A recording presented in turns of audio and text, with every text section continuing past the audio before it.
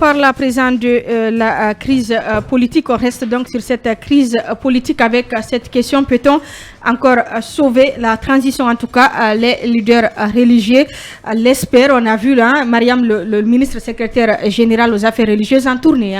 Justement, lundi, tournée qu'il a entamée ce lundi, il a commencé par l'UFDG, il est parti, dimanche plutôt, dimanche avec le RPG, dimanche et lundi, il était à la rencontre de l'UFDG. En tout cas, il est parti pour parler avec ses acteurs, voir si la manifestation du 9 sera annulée, qui jusqu'ici n'a pas eu, en ce que je sache, de réponse favorable avec ses partis politiques et tout, parce que mardi, hier, la tournée est finie, voilà les consultations, et il était avec le dernier parti, c'était le F qui comptait rencontrer l'UFR. Une coalition. Non, une coalition qui a d'ailleurs remis un mémorandum, voilà, au secrétaire général des affaires religieuses, il leur a demandé de donner le mémorandum au CNRD, et quand il y aura une réponse à cela, ils vont voir s'il y a lieu d'annuler la manifestation prévue demain par le FNDC ou pas. Faut-il s'attendre à une fumée blanche, Aïssatou?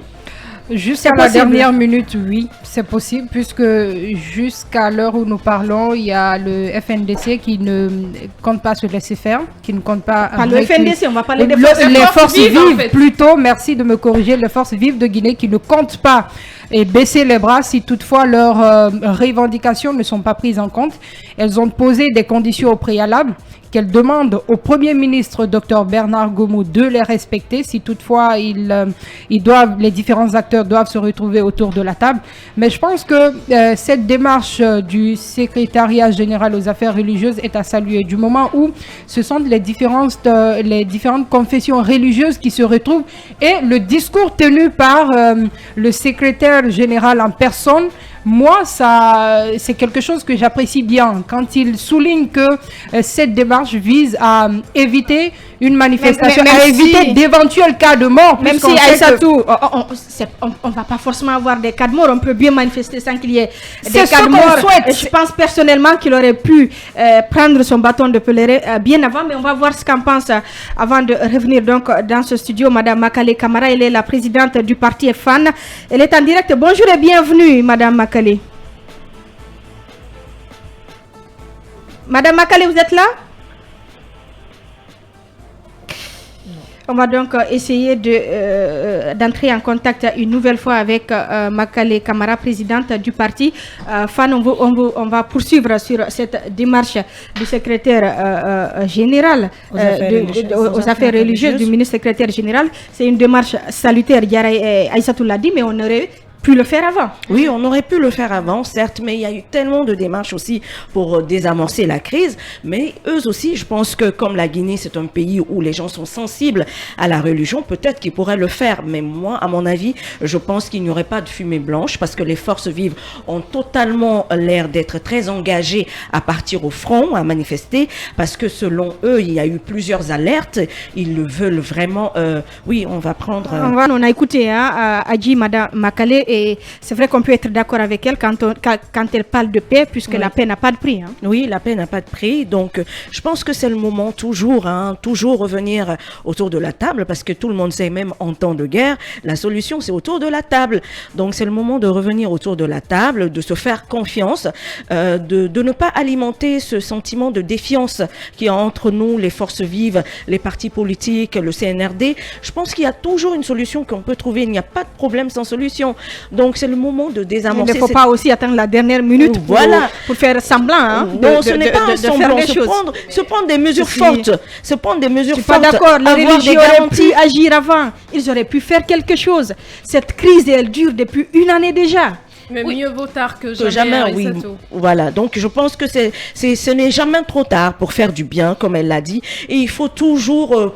prendre son bâton de pèlerin. Si ce ne sont pas les religieux, ce sont les femmes, peut-être même des enfants, peut-être en tout cas tous les acteurs sociopolitiques du pays pour pouvoir désamorcer cette crise et surtout se faire confiance entre Guinéens. De ce point de vue, le CNRD a quand même prouvé sa bonne foi en essayant d'instituer un cadre de dialogue. Plusieurs fois. Et encore, appeler les forces vives de la nation qui ne sont pas d'accord avec la façon de gérer cette transition autour d'une rencontre qui a été d'ailleurs rejetée à bloc par les partis politiques membres des forces vives de la nation. Je pense que autant ils jugent cette junte au pouvoir arrogante, je pense qu'autant eux aussi doivent pouvoir faire des compromis pour se retrouver autour de la table. Faire des concessions. Mais bien sûr, puisque la manifestation n'a jamais rien apporté.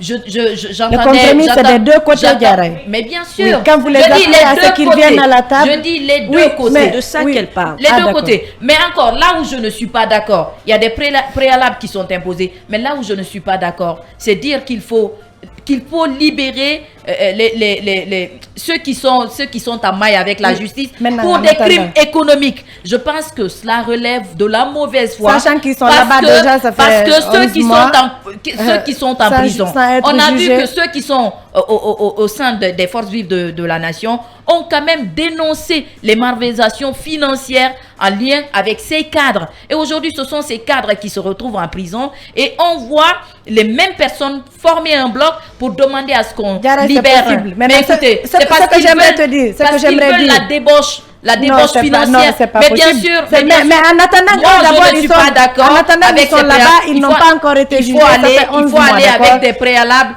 qui sont logiques. Je crois mais allez dans les préalables parce que vous avez fait un bloc avec quelqu'un. Ils ont beaucoup de revendications. Je pense qu'ils ont beaucoup. Si vous permettez rapidement, on ne peut pas rejeter toutes les revendications. Ils ont beaucoup de revendications. On peut accepter certaines. Pour une fois, exactement. Qu'est-ce que le CNRD a fait?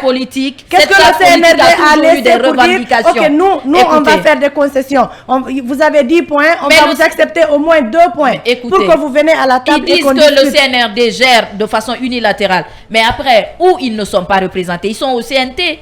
Ils sont avec combien de membres? Qui a nommé ceux qui sont au CNT? Mais après, ils n'ont pas boycotté. Même lorsque ces politiques ont envoyé des personnes au CNT, eux, ils ont fait un tri. Non, je suis sincèrement désolée. Ils ont fait un tri pour mettre ceux qu'ils voulaient au CNT. Je suis sincèrement désolée. Mais après, les acteurs politiques n'ont pas boycotté cela. Ils n'ont pas réclamé plus. Ils ont siégé. Oui, mais ils sont allés, ils ont siégé. Parce qu'à ce moment-là, on avait dit, si vous n'êtes pas là, c'est que vous voulez pas être là, c'est que vous perdez. Si de ce côté, ils ont pu faire des compromis pour faire en sorte que leurs membres siègent dans les institutions en lien avec cette c'était encore lorsqu'on respectait la charte, pourquoi ne pas employer les mêmes efforts pour aller autour de la table? Lorsque la charte était encore respectée, Diarra. Ce débat. La charte n'est pas respectée aujourd'hui. On poursuivra ce débat.